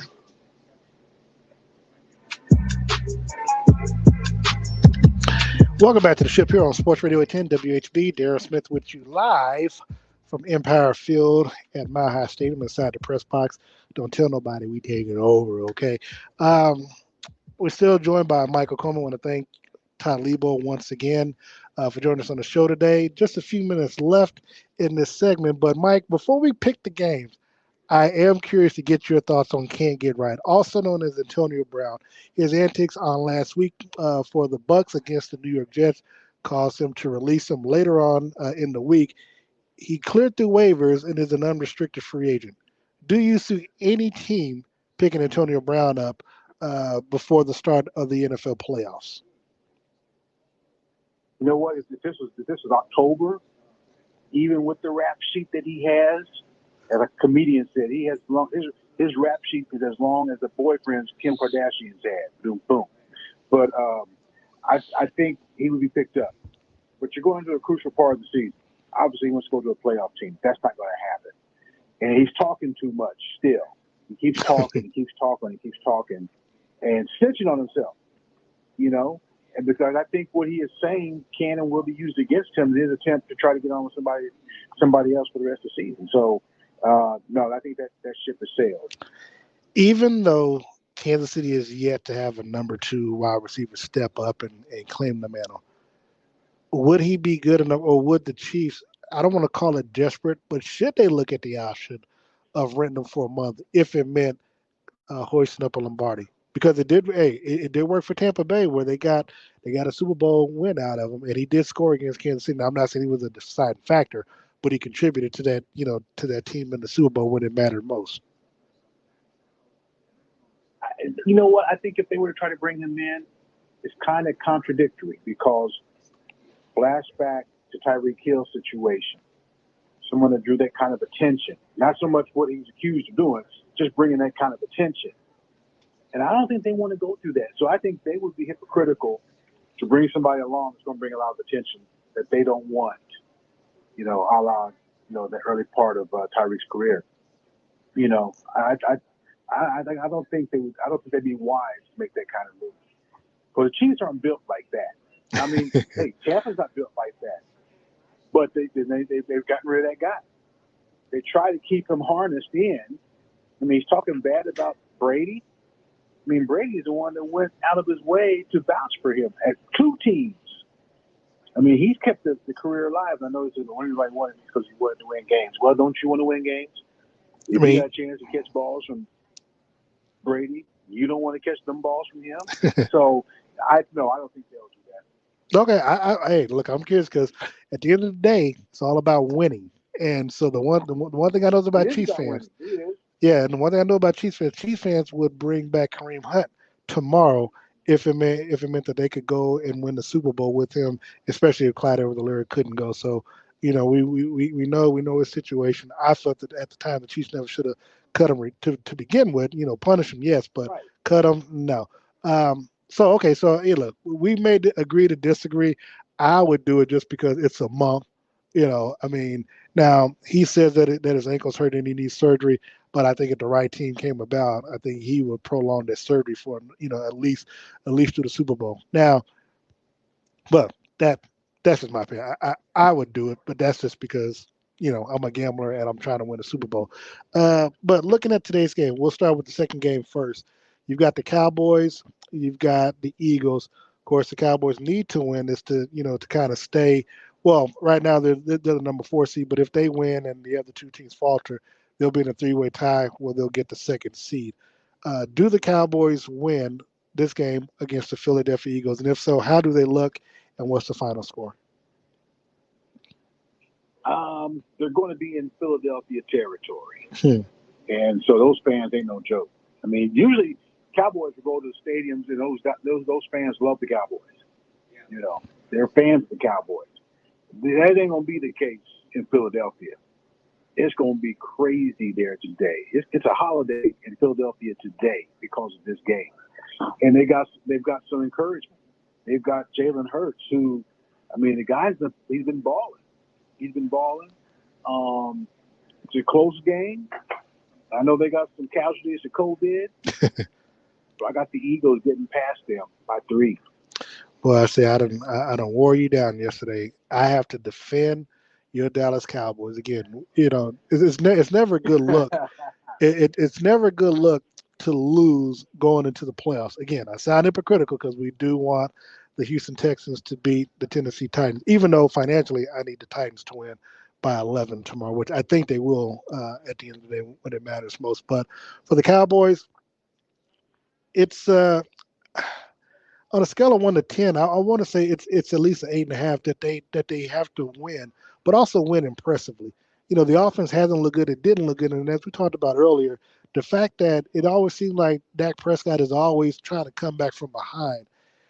That makes me nervous because you should be able to beat teams that you are expected to beat. And the fact that the only team that they've beat with the winning record might have been the Chargers, but I know it was the New England Patriots. You know, they had a chance. They had a chance to beat the Arizona Cardinals last week, who were coming in on a 3-game losing streak and laid an egg. Now this team, the Philadelphia Eagles, they are by their record alone, I believe, a winning team. So I've got the Cowboys winning this game. I want to say they're going to win it impressively. I do think that they'll win by at least a touchdown. I'm going to go with the Cowboys 24-17 over the Philadelphia Eagles. Now, of course, the game is why I'm here in Denver, Colorado at Mile High Stadium. Who do you got? Chiefs, Broncos, and why? I got the Chiefs winning by 4. 4? I think in the second half. Yeah. I think Denver's going to play them toe to toe. I really, really do. I mean, they're led by Drew Lock. Chiefs, they'll have the lead from beginning to end. I know, right? Well, I think I'm countering more the defense, slowing down the offense. You know, and maybe getting a turnover in the red. You know, in gratuitous territory. You know, because the Chiefs are playing for something, and I don't trust them being patient going down the field as they were able to do that 8-game win streak. I think this is going to put a little pressure on them that they have to overcome. And forget about the referees. I don't want to hear about no referees today. You know, I mean. If the referees are a factor in today's game, that spells trouble for Kansas City, first and foremost. Well, yeah, because they complain too much, you know. And so just play your game and outplay the referees' calls. That's all you got to do. Just make sure, you know. So, but yeah, I think they'll have this. They're in playoff mode. They're coming back from a loss, or the attempt to come back from a loss of last week. You don't want to go with it. You don't want to go back home next week with a 2-game losing streak behind you. You don't want to do that. That part is true. I've got Kansas City win this game. Obviously, I got money on the line. So yes, I do have Kansas City winning this game. I got them winning more so like 35 to 10, Mike, and maybe 13. I'll be a little gracious. Okay. I'll give the field goal kicker a couple of points, a couple of kicks. And the reason why, I saw what they did last week against the Los Angeles Chargers, where they laid an egg. I believe the Chargers beat them like 34-13 in LA. So I'm still thinking 35-13, 35-10 Kansas City.